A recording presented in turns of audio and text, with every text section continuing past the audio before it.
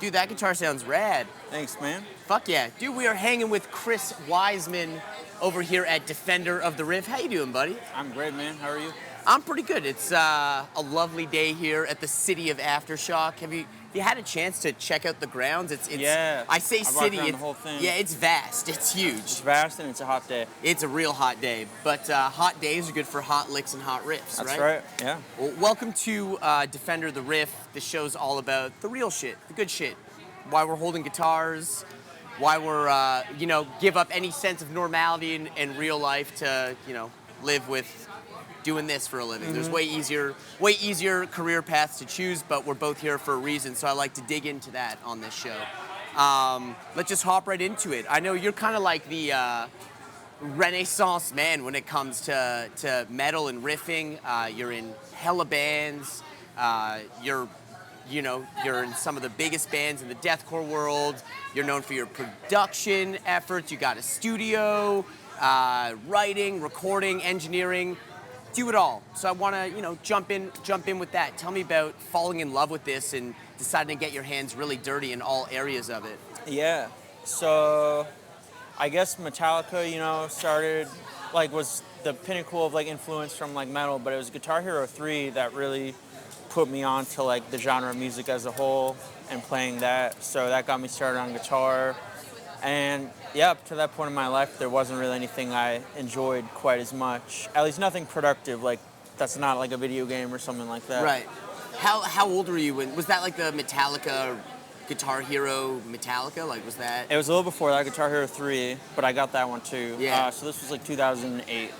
So was music a fixture in your household at all? Yeah. My parents are both musicians. Sick. Mostly classical type stuff. My mom plays violin. My dad plays the big bass. Cool. And yeah, I started on piano. And was trotting along with it, but it was really guitar that was the most fun for me, I think. Yeah, learning classical pieces on piano, definitely there's something to be said about Yeah. that. But as a kid, discovering those riffs and, must have been a game changer. I love that Guitar Heroes, the entrance as well, I think that's something really unique to people in our age group. Yeah. It's that we could discover music through video games. You talk to old school guitar guys and they're like, oh, well, music was everywhere, it was on the radio and movies and stuff. But for guys like us, I feel like there's a whole generation of guitar players that really learned everything they know about metal guitar from video games, straight up. I think so. Yeah, man. So you kind of, the gateway drug, Metallica, like everyone. Is that when you get your first guitar and kind of leave piano behind? Yeah, 2008, I grab a Squier Strat. It's one of the cheapest guitars you can get. And a Line 6 Spider 3 combo amp. Still a sick amp to this day? Yeah, 15 watt, something like that. And yeah, I picked that up right away and totally into it, learning as much songs from Guitar Hero and Metallica as I can. Yeah. A couple riffs here and there. So some of the favorites, we'll say My Curse, that's on guitar.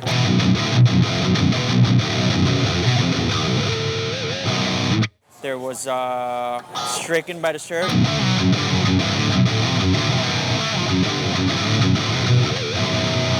Another good one.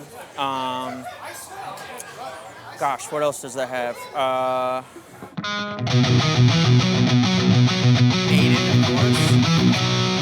That was a classic.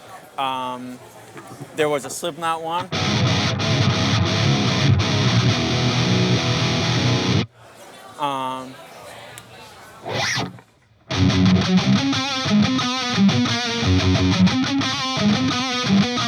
Another good one. So yeah, just a lot of great songs in that game. It's aside from the Slayer and the Maiden there, those are all drop tuning riffs. Was it the drop stuff that really grabbed you right away? Were you kind of into that heavier sounding guitar stuff? I think I was, yeah. Kill Switch and Disturbed, yeah, the drop stuff. Obviously the power chords are just all right there. You don't have to do all the crazy moving around as much. And yeah, you just tune a little lower, sound a little chunkier. So yeah, I always thought that was cool. Yeah, it's true. Yeah, when you're first learning guitar, it's a lot easier to think about borrowing one fret at a time to do the chords, exactly. So you're learning all these riffs, you're kind of playing them on a plastic video game controller and then transitioning to learning them on a real guitar. Obviously, you have the musical background from home. When do you start putting together bands and jamming with other people? So that took about 2 years. I started attempting to, and I played with some other people, kind of just on like summer music courses type thing. But I made my own first band. It was like about 2 years later. We were called Fall Into the Undead. That was my first band's name. Cool. Some blend of metalcore, deathcore. The band we probably wanted to emulate most was called As Blood Runs Black. They had riffs like...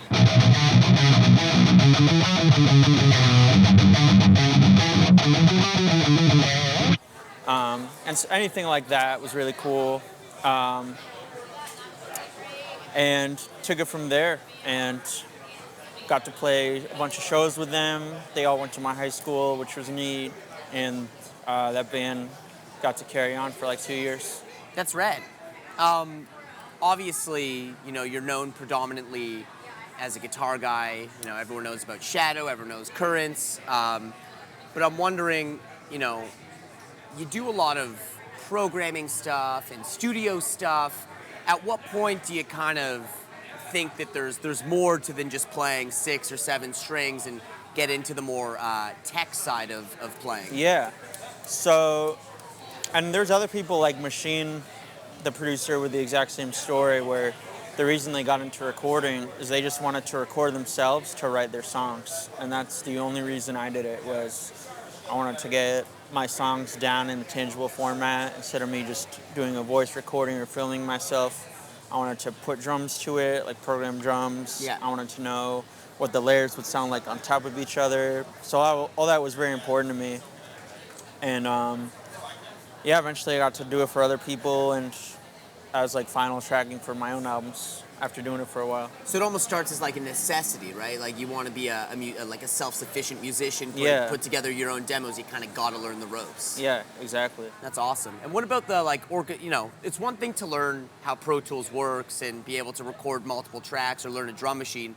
It's another to get into the orchestration part of it, and the type of programming that you've done for your own band and other bands. Yeah. Like you really started to dig into that. Is so much that you offer your services to other bands. Like, was that just like snowball effect, or? Yeah, it definitely started as I just wanted music to be a full-time thing for me. Yeah. And what could I possibly do that would be worth something to other people? So it started as just, I'm going to track your band, really just guitars and bass, and then MIDI out anything that goes on top of it, and someone else will mix it. And that was like kind of the first service I offered. But whenever I do that, a lot of bands didn't come in with full songs, so I would like be writing their songs with them. And yes, so writing became a service and adding extra layers, and it all just kind of became one thing, just try to take what someone has and try to make it better than what they came in with. That was kind of the whole goal. I think that it's, pretty interesting. Some guys get known as session and studio dudes. Mm-hmm. Like fans will have no idea who that person is because they're never on a stage. They're always like the mastermind in the chair. Yes, they've got the chops. Yes, they've got the writing ability and the the know-how, but they never transition into the live world. But not you. You're in multiple super active bands and constantly not only doing production, engineering, songwriting for your own projects, but other projects. Do you ever wish that you could just pick one or the other? Do you love doing both? Like, kind of break that down for me, because you could easily make a living sitting in a producer's chair. In fact, probably a way better living than being a touring musician or the producers who get to sit in the chair and put together the records. But you get your hands dirty in both. Tell me about that. Yeah, sure. So it's hard to really say what would give me the best living, because all three businesses are growing and all three are definitely very much worthwhile. Like none of them are like, we're not like losing money by going on tour. We go on tour because it's the best way to make money as a musician. Really. I guess studio is great too. And studio really fills in that time at home. I think about being studio only, but I don't know if that would be as much fun or if I could leave as much of a legacy in that way. And that's kind of important to me, is not living in regret of things I could have done or stuff like that. So yeah, I'm taking everything as far as it can go. And yeah, it's definitely challenging to keep everything growing and not just drop off of one. But because everything's going the way it is, I don't feel like I should drop anything. Right. If that makes sense. No, of course it does. I mean, it's great to be busy, but studio, tours are long and studio time is demanding. So to balance the two is not always the easiest. But as you say, you don't want to give up the fun element of being on the road, because you are on the road a lot. I mean, you guys were just in Australia. I know you announced a Euro tour this week. What is it about being on tour that makes it worthwhile to you? I know you say it's fun, but elaborate on that for me, because you're in high demand in the studio. You come off as very humble, but I know, man, you got your hands in lots of projects. You could just be at home right now working in the studio, but there's something that keeps putting you on the road and a lot. Yeah. I mean, there's definitely something nice about being in a band that has music that a lot of people enjoy and being able to play it for them. And as a fan of music, seeing Metallica or Slipknot live, it's that's a goal of mine to be somewhere close to what that's like, to just have the biggest, best performances I can. And yeah, in my head, that's just the dream, that's the goal. So, yeah, it's not all about playing it safe, I guess. It's good to... So far, there's no reason why these things aren't attainable, because I'm seeing newer bands achieve it, and we're starting to grow at close to the rate that those bands are growing. So, I don't think I would want to give up if I'm approaching that goal, I love that, to be goal-oriented and Exactly, have a clear idea of what you want to do. It's really, it's really admirable. And I think it's interesting you point out you see younger bands growing at that rate. I mean, I think in this conversation, the elephant in the room is that, let's use Metallica as the example because they keep coming up. These guys are getting up there in age. Yeah. They've put out a lot of records. They've toured a lot. They can't continue to be this active forever. There will be, and they will leave a massive void in the live music world for those younger bands. Absolutely. I guess that's got to be somewhat motivating to know that, the throne, in your lifetime, that throne will open up. Yeah. It's hard to even know what that looks like, because it's hard to imagine anyone ever comparing to that band. So, yeah, there will be a void, and it will just be different, because everyone sounds different now. Everyone's got different styles of songs and stuff, so it's hard to know what that'll look like. Something else I wanted to touch on with you, you understand the live playing side of it and the studio side of it, obviously, because of what we just talked about. But the business side of it, you also have quite a strong understanding of it because of the way that Shadow has done their career, which is a predominantly independent way of doing it. Tell me about, we've talked about getting your hands dirty in the studio and live. Tell me about the business side of it. Sure. Is it helpful to understand how everything's going? Some people like to be hands-off. They don't want to have to worry about business. They just want to be artistic. But not you guys. You guys really like to be involved on all levels. Yeah, I definitely see the benefit of being completely artistic focused, because maybe your songs do come out better that way. In a perfect world, two different people would be doing business and music writing. It didn't work out that way for me. I'm kind of doing a lot of both. But yeah, I think it's important to know how it's going because it's my livelihood. So I need to always kind of know what's going on and how things are doing. Yeah, to be independent, it pretty much means that you're foregoing any label funding and you have to be responsible of more money's going to come in now that you own everything, but you got to be responsible and make sure to allocate it in ways the label would. So if money comes in for any marketing or music production or stuff like that, it's important to put it back in ways that will enhance that product the way a label would want it to happen. Right. Yeah, I mean, because you don't have the benefit of the massive advance from a label when you're doing things independently. You kind of got to allocate that money yourself. Exactly.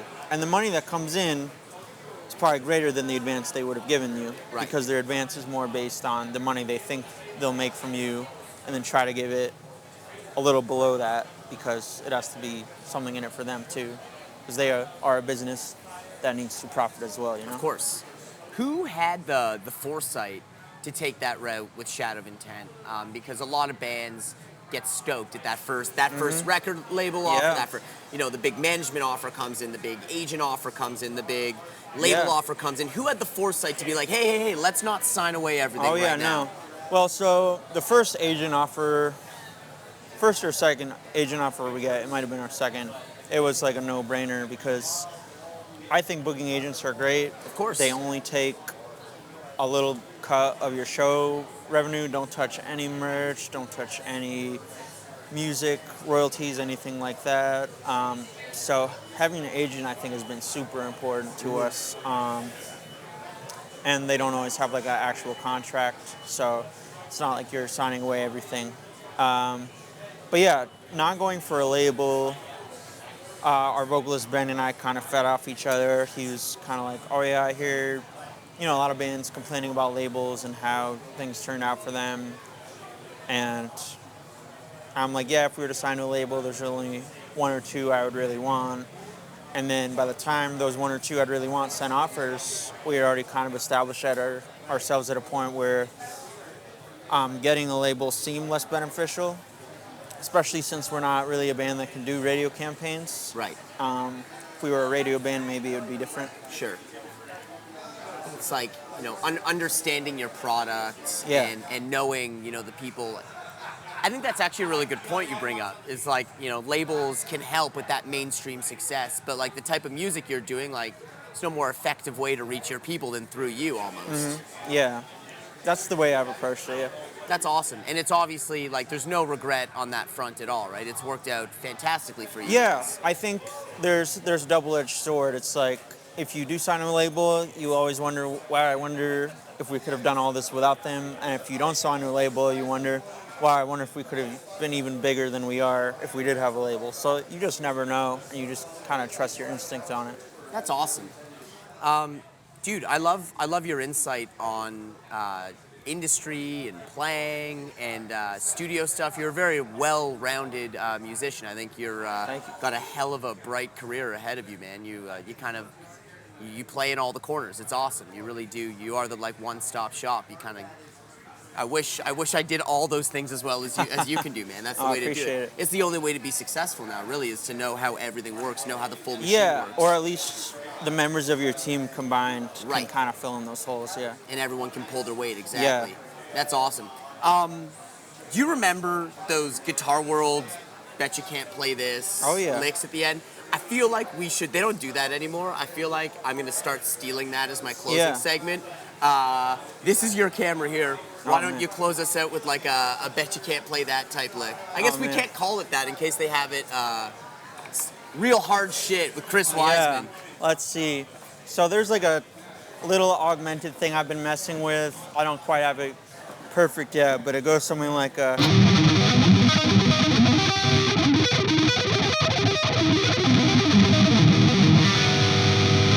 something like that. And then there's one other thing we have in our song Monsters that's just kind of, it's a fun time. It goes like...